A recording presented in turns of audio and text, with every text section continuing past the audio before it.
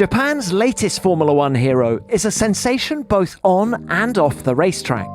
He's a big character with a huge amount of raw talent and plenty of pace and potential. As Tsunoda makes the move on Sebastian Vettel down into Tamburello. Tsunoda, the man on the move, having a beautiful race on home soil. Yuki Tsunoda has already made a name for himself in Formula One. But this year, the pressure's on. Expectation, attention and fame are all things he's having to deal with, but he's enjoying being in the spotlight. The amount of people who ask me photos or reach to me increase year by year. I won't gonna lie, I'm enjoying being famous because sometimes I can use a little bit of naughty strategy for a restaurant, for example. Yeah, no, not like that way. I can be more famous, I can have more relationship with the person I want to. Hello and welcome to F1 Beyond the Grid with me, Tom Clarkson. This week's episode features one of the sport's rising stars, a man with a nation's expectations resting on his shoulders because no Japanese driver has ever won a Grand Prix. Could Yuki Tsunoda be the first? A 10th place finish in Melbourne last time out means Yuki is now the country's second highest point scorer in Formula One, behind only Kamui Kobayashi. But how much more is there to come from Yuki? Well, his ascent to the top was astonishingly rapid. He went from racing in Japanese Formula 4 to his AlphaTauri seat in Formula 1 in the space of just 3 years. Now, 2023 feels like a defining year, a time to deliver, and the big bosses at Red Bull are keeping a close eye on his progress. We talk about what's expected from him, as well as the influence that Fernando Alonso has had on his career, and the praise that Yuki's received from Lewis Hamilton and Kevin Magnussen. He also tells me why working with Daniel Ricciardo's former trainer has improved his fitness, how his relationship with new teammate Nick de Vries compares to his friendship with Pierre Gasly, and why he enjoys being famous. Yuki and I spoke over lunch in Melbourne ahead of the Australian Grand Prix. I hope you enjoy our conversation. It's great to have you on the show again. Thank you for your time. How are you? Really, really good. I really like Melbourne, so always excited to come here. Had already coffee here, which is really, really nice. Coffee is good here, isn't Oh, it? yes. The home of the latte, I think it is. Yeah, so it's like more towards the coffee you use the milk or like foam milk is really good. To be honest, I tried espresso. Maybe it was a little bit wrong place. Maybe I should gone a little bit different place, but espresso was not my taste, I would say. I prefer more Italy style espresso. Yuki, it's a mad transformation that's going on in Formula One at the minute. With coffee, Valtteri Bottas started this transformation because, of course, he now has his own coffee roasting business. And Zhou Guanyu, as a result, is now into coffee. I feel you're into coffee as well. I also feel it's very apt that we're having a chat whilst you're eating because...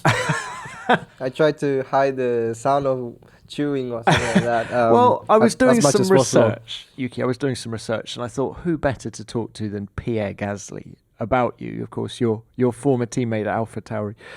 And he says, Yuki, A, eats a lot, and B, talks about food a lot. So I feel, for the listeners, tell us what you're having for lunch 3 days before the Australian Grand Prix. Currently, I'm eating lobster cocktails, which is nice. And I order for the main is chicken. I haven't eaten yet, but I will give you guys feedback soon. It's not burger and chips, and I can verify No, I have that. to eat healthy stuff in race week. So that's a bit of difficult stuff. But for me, robusta cocktails so far is maybe... I'm normally a strict guy for the rating, especially to the food. So I give 7.8 out of 10. That's pretty good, I think. It's not bad, yes. In the world of Yuki. Yeah. The food critic that you are now. Yeah. Also, on top of it, I'm really hungry now, so maybe that helps as well. So I think Australia is one of the country that I also like the food, especially Aussie beef. It's really, really nice. I had Aussie beef last night. It's super, super good. They're doing a kind of hybrid between like Wagyu and Aussie beef.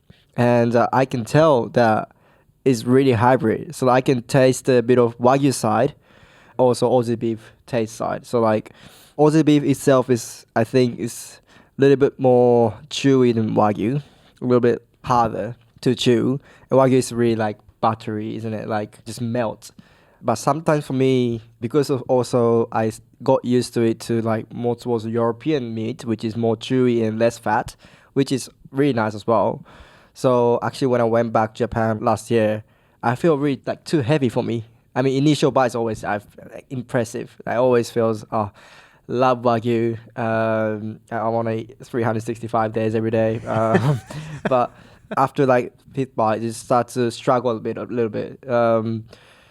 So actually, Aussie beef kind of hybrid Wagyu is for me, it's like literally spot on. Like amount of fat and also like kind of how soft it is. It's really nice. So I really enjoyed it. Yuki, what a fantastic way to start the podcast with you talking about a hybrid of Wagyu beef and Aussie beef. I love it.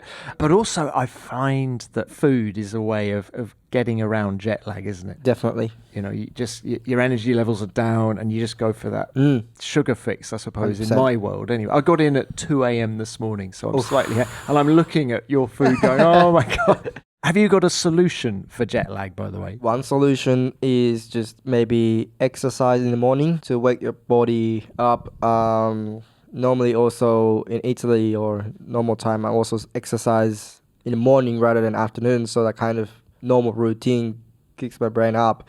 So I did 2 days in a row last 2 days in the morning for training. And still, I'm struggled a lot in the late afternoon yesterday, actually, around 5 p.m., also in the first day as well. But I think that's first option. And the second option, like you say, is the food. And are you still waking up at 4 in the morning or are you sleeping through? First day, I woke up like 5 a.m. or 4 a.m. Actually, I able to slept after until 8 a.m. So it's kind of okay. Last night was really good sleep, actually. It was the best sleep from last 3 days, so I'm really happy with it. You're in the zone. You're ready to go. Starts to get ready. Yeah. So far, jet lag is slightly hitting me harder than expected. That's why also one of the reasons I came here much earlier than usual to adapt my body to the jet lag. Well, just you wait till you get a bit older. I talked to Fernando Alonso about this, and he said that one of the things about getting older is that the jet lag hits you harder. Oh. But let's talk 2023 on track as you tuck into some more of that lobster cocktail. It's so good, lobster cocktail. Look, how would you sum up progress in 2023 so far? We've had a couple of races, P11 in both. Actually, Saudi was your third consecutive P11 because you ended P11 in 2022 in Abu Dhabi. Yes, I didn't know. Actually, I forgot that one. So it's 3 times in a row it's P11. Look, how are you feeling about it all so far? First of all, I like the number 11. It's my favorite number, so I mean, I will take that. But at the same time, obviously, it's a position just behind points, so makes me, a little bit kind of frustrated at the same time. Like really wants to score points. I would say last 3 races is from Abu Dhabi. I would say it was good races. Pretty happy with the performance. For this year, I think ended up really closely in the P10, always before the finish line. So yeah, makes me a little bit frustration, especially Saudi Arabia. It just lost the position in the last 4 laps, which is I was defending like more than 15 laps, 20 laps with such a difficult track. So yeah, it was really frustration. But at the same time, I'm pretty happy with my performance. I think I gave it all. Everything 100% every races, which is the most important thing to show my performance and to progress. So it's mixed feeling, definitely. But obviously, I will need the points, yeah. Magnussen trying to get past, trying to go around the outside of Tsunoda. He's invited to have a look at the runoff. Good defending from Tsunoda. Good on the brakes there, on the absolute limit of the AlphaTauri, but he didn't go in deep. Managed to force K-Mag to stay out there and risk a crash or back off and fight for another day, and Magnussen backed off. Here we go again. DRS open. Yuki Tsunoda staying ahead of Magnussen. Tactical games being played, but they both lock up into turn 1. They're both deep. Oh, that's a pass and a half for Kevin Magnussen to take the final point. Kevin Magnussen spoke very highly after the race in Saudi Arabia saying how good your racecraft was and the positioning of your car and how difficult it was to overtake you. What does it mean when a rival says something like that about you? Obviously, it's really happy to hear that, and really honored to also hear from Kevin as well. He's a hard racer as well. Definitely. Still, I enjoyed a lot the battle between Kevin. Yeah, as I can tell even from back mirror how he's trying to, kind of make the plan to overtake me. Like especially in Saudi Arabia last corner, there's a DRS detection point just right after last corner. So you don't want to overtake in last corner because anyway the car behind will get DRS and you're just gonna overtake it again. It is a bit of also kind of strategy plan was going on. First 2 attempts from Kevin was trying to overtake me as main straight, so he didn't overtake me at last corner to wait for DRS detection point. But actually, I think our car was better or slightly. I was actually having good acceleration from last corner, so I tried to maximize the performance as much as possible to make the gap to not let him overtake easy as much as possible, and it was working well. And also, like I don't want to do also same thing, exactly the same defense 2 times in a row because I mean Kevin is like you said, hard attacker, aggressive. He's also really good at overtaking. So you don't want to show the same thing, or else he just can adapt quickly. So it was really difficult. Actually, I just gave my all to defend as much as possible. And yeah, actually third attempt when he overtook me last corner before DRS detection point, and I got DRS and I overtook once in his main straight, but after overtaking me in the main straight, I went inside to defend him. Actually, he went even more inside, which is really dusty part, which I didn't also expect to, like he went as much as inside there, because also more dusty place is going to be more tricky in a braking zone. And yeah, it was really impressive that he braked at the right point on the limit and he able to stop the car before the white line. So yeah, it's a really... Okay, you're throwing the compliment back in his direction exactly, now as well. Yeah. I mean, actually there's lots of things was going on in that kind of 15 laps. So I still remember each kind of moment that he tried to overtake me or I was defending. So it still was good learning. I was actually simulating after the race how I can defend better next time. And I found a couple of new tools that I can defend. Hopefully I don't have to use that obviously to Kevin again. But it was good learning as well. When you work in a global sport such as Formula One, it certainly pays off to ensure that you have a second or third language up your sleeve. Because you never know what team or country you might end up in, conversations you might have that otherwise you wouldn't be able to, or new friendships you might build, because conversation flows much more easily. And that goes for all of us. Learning a new language can open up opportunities in your life that might have been locked away to you previously. So don't miss out. Babbel makes learning a language quick and easy because it focuses on natural conversation. Babbel's 15-minute interactive lessons are designed to be the most efficient and effective way to learn a new language because they're created by more than 150 language experts and voiced by native speakers. So you're learning how to have real-world conversations, things you'll actually use in real life and not meaningless phrases. You can choose from 14 different languages, including Spanish, French, Italian, and German, and there are so many different, fun ways for you to learn. You can access podcasts, games, videos, and even join live classes with a language teacher. Start your new language learning journey with Babbel today and find what works for you. Right now, Babbel is offering our listeners 3 months free with a purchase of a 3-month subscription with the promo code BEYOND. Go to babbel.com/podcast23 and use the promo code BEYOND for an extra 3 months free. That's babbel.com/podcast23, promo code BEYOND. Babbel, language learning that works.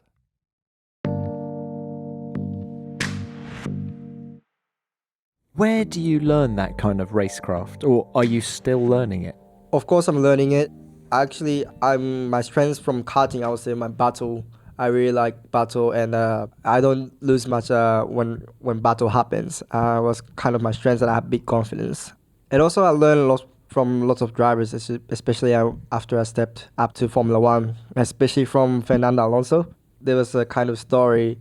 So last year, or 2021, I think, 2021 actually, in Hungary, when Lewis was starting from pole, but he actually if I remember correctly, he started like just him and everyone was pitting before the start to change the tires. And, missed strategy from Mercedes, and he had to pit right after race start. And he went back behind all of the grid. He was kind of overtaking all the cars in the race. When Lewis tried to overtake me, obviously I tried everything I can to defend as much as possible to Lewis, but he passed me in like maybe 4 laps, I would say. Fernando, at that point, maybe Alpine, AlphaTauri was having a similar performance car. And after Lewis passed me, maybe Fernando was driving P4, P3. He was defending like more than maybe 10 laps, I think 8 laps. He did 10 laps defending from Lewis. I think so, yeah. And in the end, Lewis couldn't overtake him, or maybe he able to overtake him. He got past eventually, but Fernando put in a heroic defense. That was actually I watched that race, and the thing I got impressed a lot from Fernando, and I think I can do.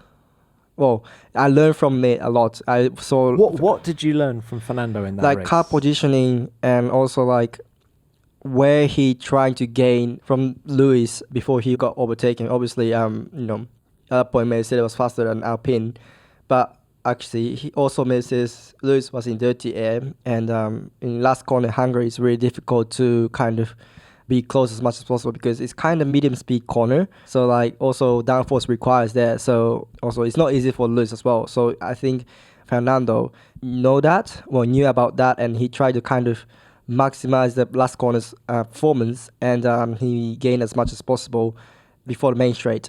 Lewis struggled to overtake him. He had to overtake at like turn 4, which is a little bit strange. Quick corner. Yeah, corner to overtake, because normally Hungary is a place that you can overtake mainly before turn 1 or even before turn 2. But because he couldn't, because he was maximizing the performance from last corner. So yeah, I learned a lot of things from him. And after that, actually, was having a Turkey Grand Prix. And there was another situation that I had to defend from Lewis. I did kind of similar thing. I tried to copy as much as possible Fernando, and I able to actually defend from him 8 laps this time. And Lewis talked about that after the race as well. He said he had a great battle with you. Oh, really? In Turkey, yeah. I didn't know that. Yeah, I'm happy to hear that, definitely, especially from Lewis. Isn't it satisfying, though, to watch Fernando, to watch Lewis and all these guys, and to be able to put into practice what you see them doing? Yes, I think like it's good that I'm literally learning a lot of things from those legends, I would say, which I was watching from since when I was 7 years old. They were still racing in front of me in Japanese Grand Prix, and they're still racing, which means they're obviously good drivers, as we all know. I'm driving literally next to them, and learn from it really close to be better drivers. So it's really good. Yeah, it's really also an enjoyable moment that I'm learning a lot and kind of show in the next race. And if we talk about who you respect on the grid the most, have you just mentioned the 2 names? Is it Lewis and Fernando? Well, I'm respecting every driver, obviously, but I think I kind of fan of maybe Fernando, because of my dad loves Fernando. When I went to Suzuka Grand Prix when I was like maybe 12 or something like that, last corner, my dad was saying Fernando's driving is out of last corners, because it's not easy out of last corner in Suzuka. A little bit of kind of angle to the right, and but at the same time you have to accelerate, so it's kind of slides down. You cannot just go flat out for throttle easily. I can see from the line or steering or car movement that he's wiggling towards the outside, and he was going just close the white line, which is if you step on the grass, it just go straight into the wall because of such a high speed there. But he was consistently going close to the white line with lots of wiggling, slides down, and just nailing every lap. So, which was kind of my dad was explaining to me. So you were in the grandstand on the outside of the last turn at Suzuka, and this was the sort of conversation that was going on. Yeah, if I remember correctly. I think that was a conversation we had. My dad was a fan of Fernando. And yeah, since from then, I watched a little bit more than usual towards Fernando. And yeah, still can't believe I'm racing with him. Just incredible. I didn't expect at that point that I'm racing with him in, 13 years. Is he friendly in the driver's briefing? Yeah, definitely. He's really friendly and he's a really nice guy. Actually, we did a helmet swap with him. Obviously, I wanted to do helmet swap since I became Formula One driver or even before. But it's just I was too nervous to ask him to swap the helmets, so I never able to actually reach to him that to say, can we do helmet swap? But actually, at one point, maybe last year, I think around Spain Grand Prix or something like that, he actually started to reach me and said, Yuki, let's do helmet swap. Like at that point, it was literally my brain blows up, and actually I'm really, really happy. Actually I try to not show my happiness fully in front of him because it feels a bit embarrassing. But yeah, in my heart, I was just really, really happy. And straight away after that day, I just called straight away to Dad. And yeah. One of the things that Aston Martin say they've been surprised by with Fernando is just how humble he is. For a man who has achieved what he's achieved in the sport, who's been around for as long as he's been around, they say he is just very humble, very friendly, and the story you've just told just shows that perfectly, doesn't it? Yeah, it's a little bit different kind of image I was thinking before actually I met Fernando and talked to him. Like a little bit, I was expecting that Fernando is more like, I don't know, he's a legend, and I didn't expect definitely as much as he's now like friendly and like chatty, and it was actually a lot of places I was expecting was different. Given everything you've just said, the battle I want to see now is you defending from Fernando. Yep. Yeah, I think currently it's a little bit far away to defend, well, I think, so far. Look, let's talk about the car. Is it more competitive than the results have shown so far this year? I got P11 both races, which, in my opinion, I think we maximized the positions. And also a bit of luck on top of it as well, because Charles was also having DNF in Bahrain. Couple of drivers was having issues or something like that, and 2 drivers I think in front of me. That helps a lot. And also in Saudi, Lance had a car failure also, so I gained 1 position automatically. I got also luck from the safety car, so when safety car happens, until then I didn't pit, and most of the drivers in front of me pitted just lap before safety car happened, so I didn't lose position when I did pit stop. So I ended up rejoining the track. I was like P8 or something like that.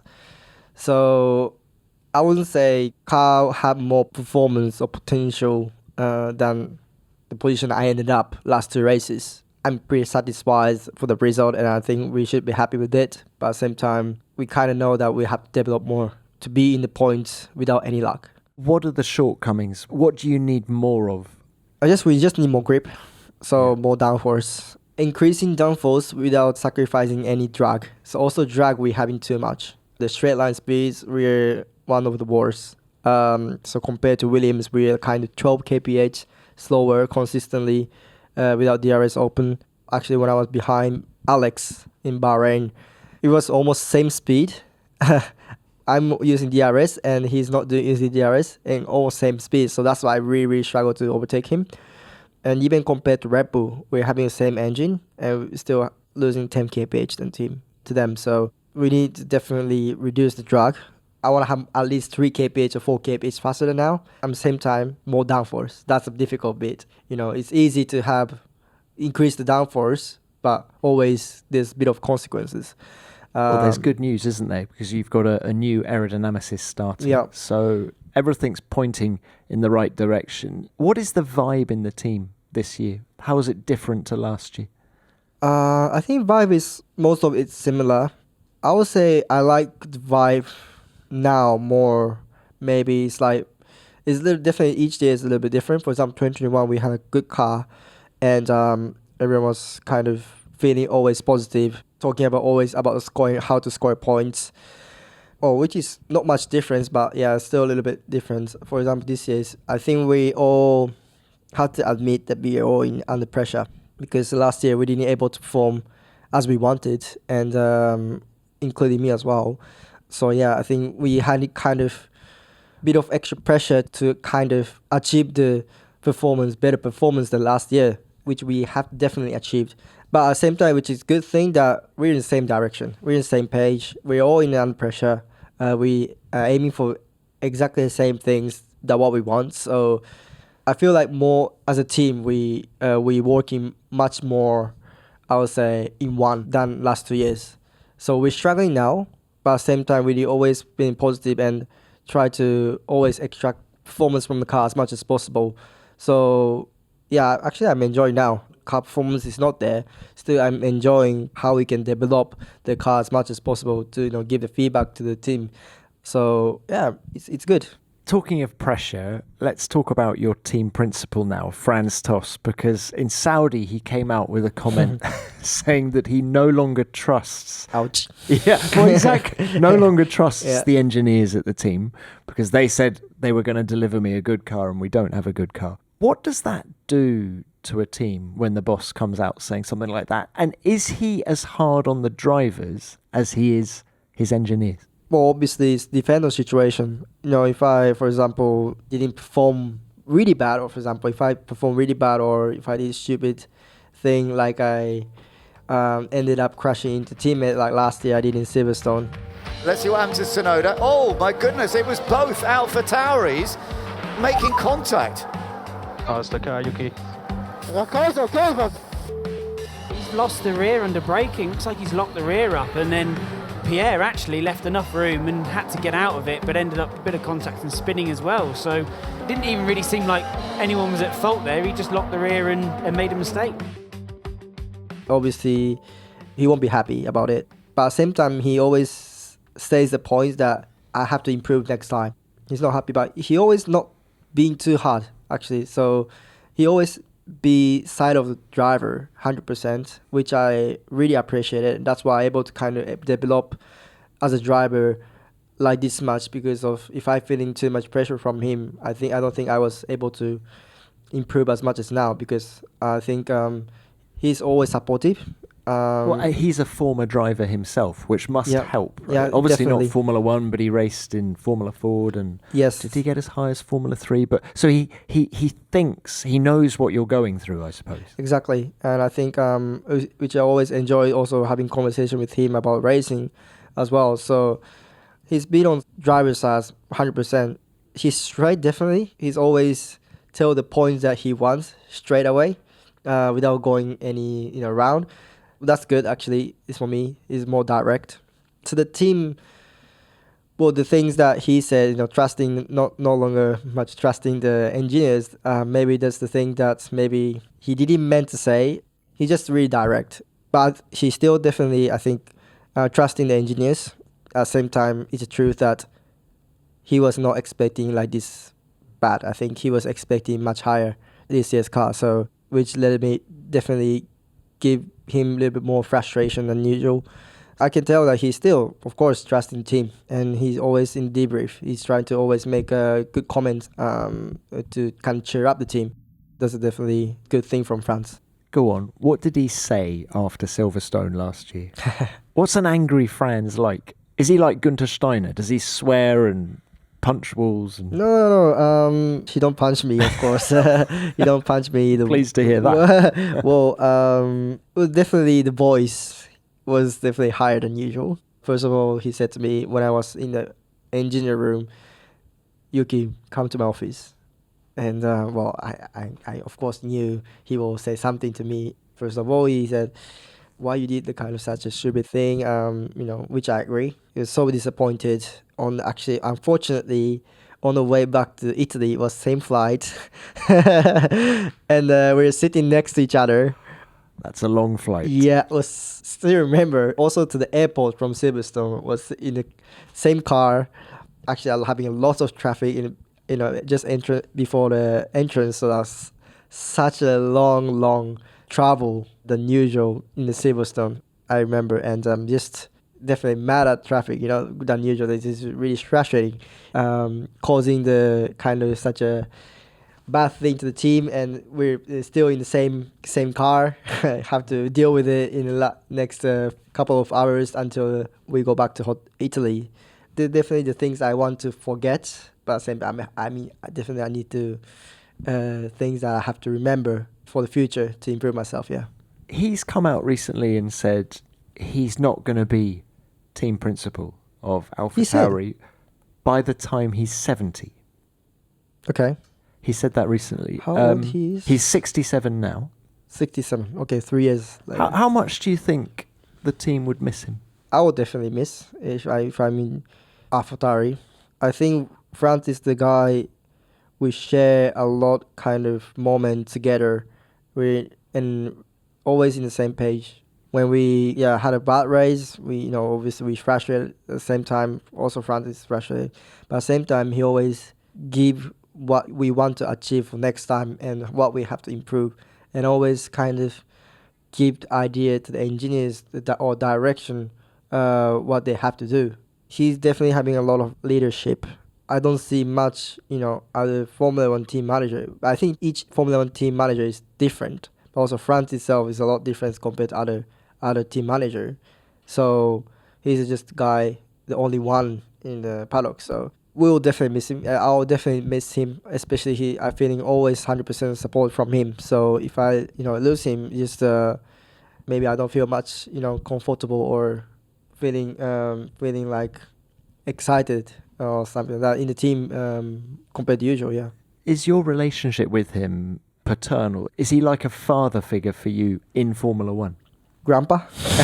More towards like grandpa maybe. Yeah, but I think the one he always said to me, the word is like kind of dad. Yes. After the race, if I have good race, he's always said you did such a good job, really happy with you or something like that. So each moment I always have kind of feedback from him, which is a good thing. It's just like if it's bad race, it's good that I hear it was bad, so I can improve next time. I definitely can having an idea for next time what I have to improve. If it's good race, it just he always congrats me, give me always kind of supportive words, which always feels happy. So yeah, maybe it's like that. Yeah, actually, yeah. And when he goes, I wonder who Red Bull will put in charge of AlphaTauri. I've always thought that Sebastian Vettel would be a brilliant team principal. I wonder what it would take to get him back. That would be really interesting, and I think it's not British way to say interesting. I'm really interested to see how Sebastian gonna be team manager. I think also even he can be anything. So for example, even Helmut is doing now Red Bull Junior. If Helmut being another job or something like that, I think Sebastian is also really good that take caring of Red Bull Juniors because he's driver and most recent driver, and one of the most successful driver in the Formula One. That's a really good point. So you see Sebastian more likely to take over from Helmut than taking over from Franz, almost doing the whole Red Bull I feel thing. like, yes, I think to be team manager is a little bit different. For me, there's more chance, in my opinion, to Sebastian to be like a Helmut place or helping Helmut. That's a great idea, I think. I think Sebastian always get a points, and I can tell from always briefing from last year, race briefing, or we always do before qualifying, he always say the points that where we have to improve in terms of track, the curve or something like that. First guy, he raised the hand. So I think I suppose Sebastian to be a kind of that guy, yeah. Yuki certainly made it clear at the start of this episode that he's taking his diet and nutrition very seriously, didn't he? So while we take a quick pause in our chat, let me tell you about something I've been doing to ensure my body is getting all the key vitamins and nutrients it needs to perform at its best. I started taking AG1 by Athletic Greens each morning because I was looking for a comprehensive and convenient way to support my body without needing to buy multiple vitamins and supplements. All it takes is 1 scoop of AG1 mixed with water, and I'm getting 75 high-quality ingredients, including multivitamins, minerals, probiotics, and prebiotics, all working together as one. But AG1 is so much more than just a nutritional greens drink. That fantastic blend of 75 ingredients helps balance your immune system, improve energy, and also provide long-term gut health support. Sometimes it can be hard to tell what your body is craving the most, but by drinking my AG1 each morning, I know that I'm covering all bases. And I really do notice a difference in my energy levels on those rare days that I forget to take it. Consistency really is key when building health habits, which is why it's so great that I can get hold of travel packs so I can make sure I don't miss a day when I'm on the road. So, if you want to take ownership of your health, today is a good time to start. Athletic Greens is giving you a free 1-year supply of vitamin D and 5 free travel packs with your first purchase. Go to athleticgreens.com/F1BTG. That's athleticgreens.com/F1BTG. Check it out.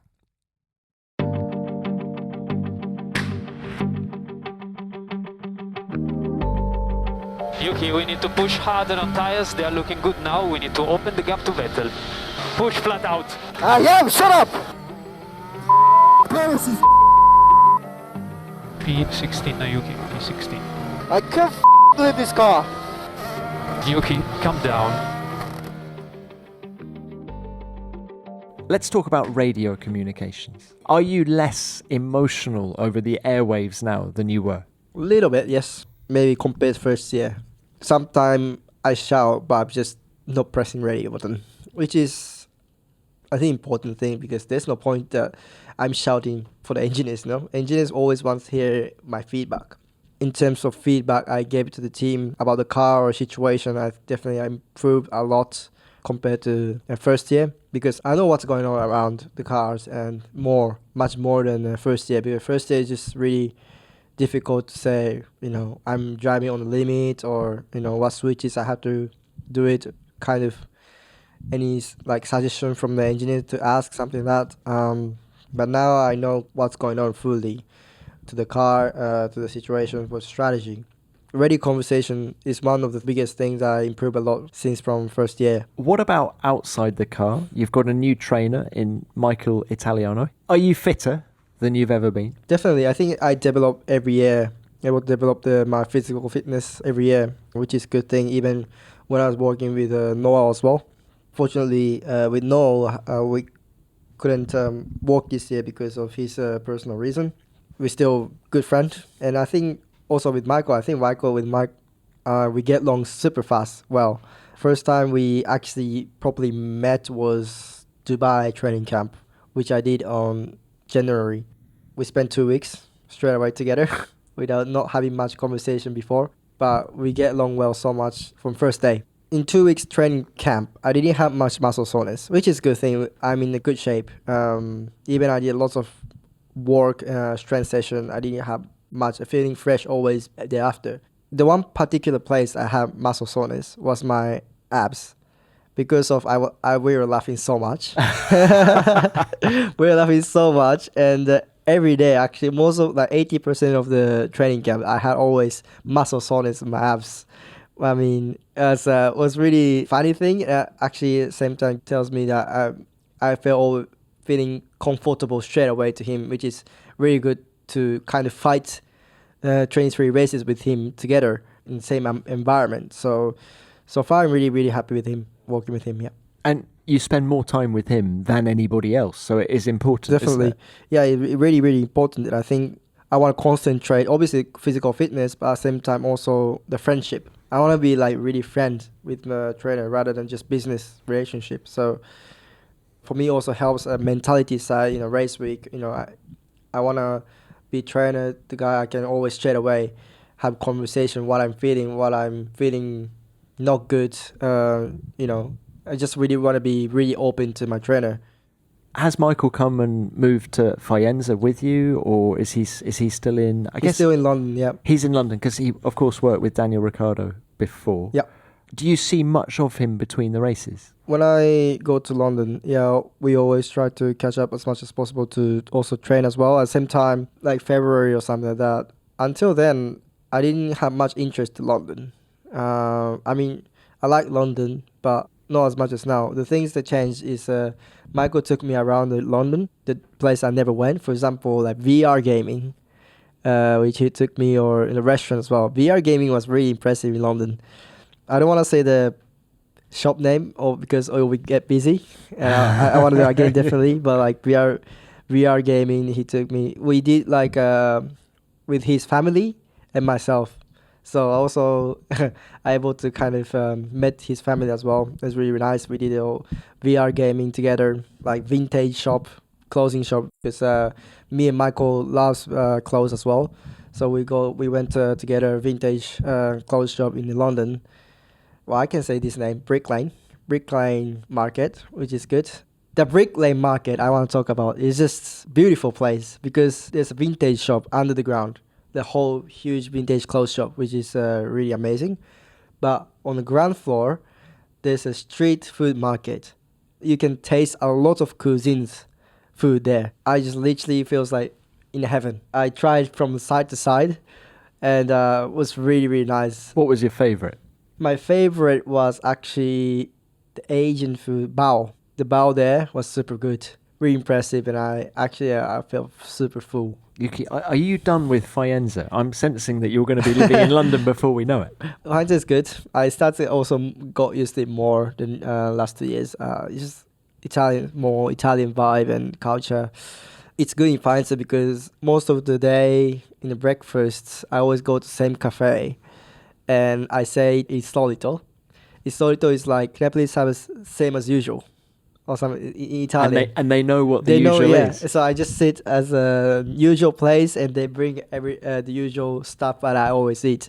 That kind of Italian breakfast, kind of in the morning. I really, really like it, and with a cappuccino, and just so beautiful.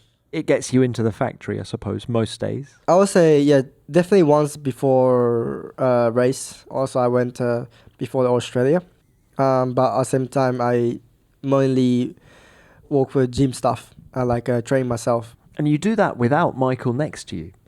Yes. Does he set you a program? Yes, he always set the program. I always go normally to the team's gym, or there's other trainer near to my house called Jose.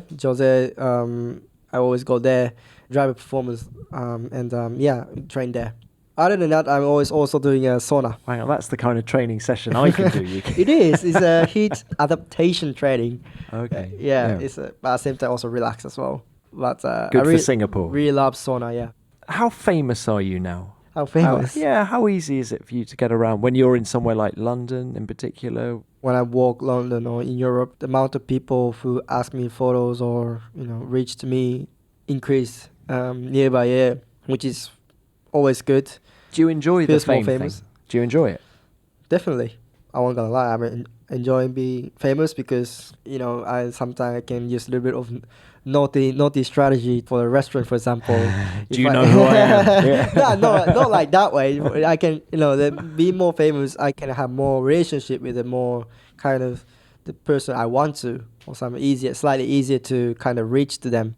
I don't like to say I'm a Formula 1 driver, so could you please book it for me? Like I never introduced myself as a Formula 1 driver, even like sometimes passport check or. What do you say you do then? I say motorsport driver is one of the tools I always use, and I just say sometimes traveler. Traveler. I've got a confession to make. When you go into one of the cafes, when you put your order in, they say, "What's your name?"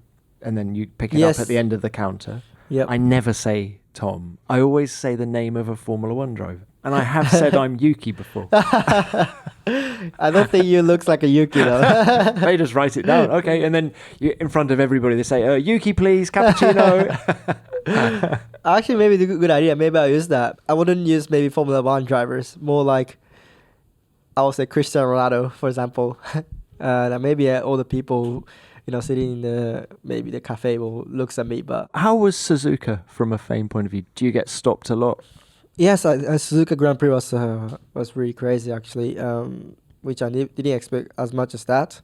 Even we were kind of filming the Netflix in the grandstand, which we saw there was no people, so we went there and just filmed and after 3 minutes, if you see around, there's more than 100 people watching us filming, which I didn't expect it as much as that much tension, which is really happy to see as a Japanese Formula 1 driver. So a new teammate this year, Nick De Vries. How are you guys rubbing along together? It's good. With Nick, we were already friends before even we've been together in a team. We are already friends since from maybe 3 years ago or something like that, 4 years ago. So When did you meet back then? first time it was the flight to Monaco. I knew obviously Nick since I was actually from karting. I see from magazine that Nick having a lot of, having championship, something like that. So I knew about him since from 8 years old, 9 years old. But actually, I never reached him actually. And first time was actually from him. When I got pole position, Formula 2 Instagram, a post about me. Nick Debris said, like congratulations or something like that. I'm supporting him or something like that. So like, wow, Nick actually saying that to me, and which I didn't expect. And since from then, I start to see more about Nick, and we talk a little bit on Instagram, but we never actually get able to speak in person until 3 years ago, first day in Formula 1 in Monaco, yeah. Let's talk about Nick, the racing driver. When you look at his data, what impresses you? I think most was like high speed, also especially street circuit. He's really always nailed really close at the wall, which I think he's got trained from Formula E, which are lots of street circuit in Formula E races. Also, I got impressed a lot more towards like feedback he gives the team. Is really specific, giving us a lot of information about car after feedback. Most of it is spot on, and the amount of feedback he was saying was much more than me already in the Abu Dhabi Young Driver Test. So, which I learned from him a lot, which is really good, and I still learn things from him.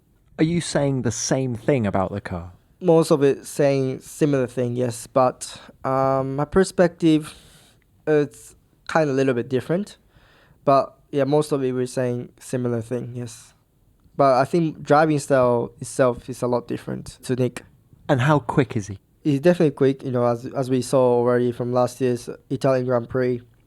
He adapted so quick, and he got score points, which is really incredible thing. And he just drove FP3 or something like that, FP1, FP2, FP3. That's it.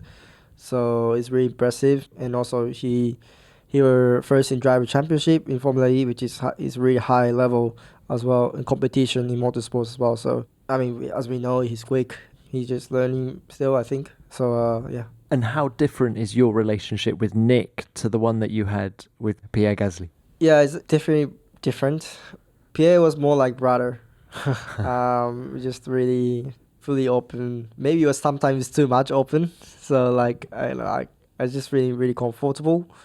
And with Nick, still we're having a good relationship with really friends. So sometimes jokes each other. I wouldn't say like brother, but it's really, really good friend. So even I went with him for the lunch together, exploring a little bit in Melbourne City. We had a street food at the Melbourne. We just had like a Japanese food or something like that. And we're having a good relationship. So you're still hanging out, even though you're not teammates anymore? Yeah, when we see at the track, definitely we say hi. He's living in Milan, so anytime I can text him and just go to Milan and have a food, yeah. It's an interesting relationship, the one between teammates in Formula One. Do you think you can be too comfortable with a teammate? Do you think a little bit of competitive tension is necessary to bring the best out of a racing driver? As soon as we wear helmet, we're just really rivals. So I don't think it is necessary to be like a bit of tension between us. Anyway, we are gonna automatically be in that kind of zone that teammate is one of the driver that we want to beat most. So anyway, it's gonna be that kind of mindset anyway. So I think there's no point, or it'll be much easier to be just normal friends rather than driver friend. Yeah. And the midfield is so close. Oh yeah, this year. too close. Why? That I'm sure you're going to end up having lots of close battles with Pierre. So far, I think they have a bit of advantage for now, but hopefully we can close up that gap. Even though last two races, Bahrain, we were able to kind of race each other together. Bahrain, we had a bit of a fight between us, which is from turn 1 to turn 10. It was quite a long battle, which I enjoyed it. In also Saudi, I got a little bit of luck and I ended up pit exit, ended up in front of him, which was I was P8 or P7. At that point, he passed me slightly easier than Bahrain, but yeah, I think so far we're having a bit of a always battle. So yeah, hopefully I can one day, one race, I can pass him opposite. So 5 is just I got overtaken every time. So yeah, I need to definitely decide at some point I have to overtake him. But Well, look, which race this year do you think is going to suit your car the most? Is there one race that you're particularly looking forward to? I was actually expecting the car will suit well in the Saudi, so which was a little bit different. So I wouldn't expect too high, but one of the closest Grand Prix that I'm maybe looking forward specifically more will be Imola, with his home Grand Prix, and then I scored P7 last year, which was highest, and yeah, Imola is a home Grand Prix for Skoda AlphaTauri, so hopefully I can score points there. As a car, it's really hard to say so far, but we just need more developed car because I think we don't have pace to score points consistently. So hopefully in the closest maybe Grand Prix I would say will be Imola to score points. Well, look, Yuki, best of luck with everything. It's Thank been you. fantastic to chat to you. Thank you for coming on the podcast again, and good luck with everything. Thank you very much. See you at the press conference.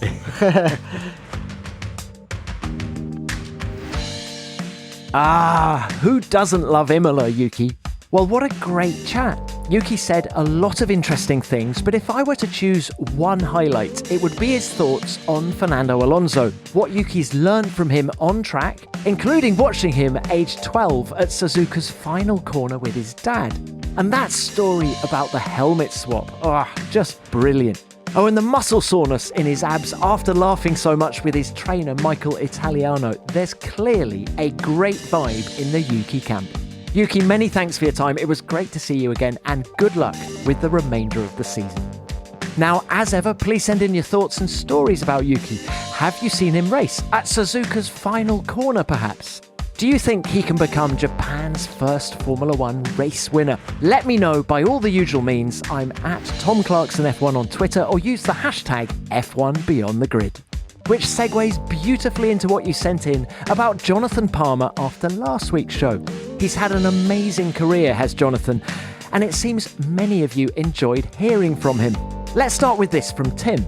That was such a good interview. Thanks, Tim. I remember Jonathan co-commentating with Murray Walker when I watched Formula One as a kid. I had no idea about how good he was in the junior formulas or his technical expertise as a driver. I really enjoyed it. Well, glad you enjoyed it, Tim. And yes, Jonathan certainly had a great CV in the junior formulas. And what about this from Simon Hurd? I first heard of Dr. Jonathan Palmer through Radio Victory's much-missed Track Talk radio show with Rob Widdows. Pocket money was sent to Racing for Britain to support him in Formula 3, and I'm sure I have a helmet sticker somewhere. Cheered him on in Formula 3, Formula 2, Formula 1 and Group C thereafter.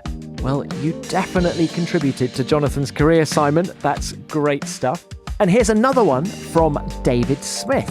Great episode, Tom. Thank you. I was at Brands in '84 for the Formula 1 race, and a week later for the sports cars. After the 1,000 kilometres, the podium drivers had a victory parade, and I waited for them at the end of the pit lane. 14-year-old me was overjoyed at meeting JP, who signed my programme. I hope you've still got that programme, David, but what an epic 2 weeks of racing at Brands. That's a great story. Thank you.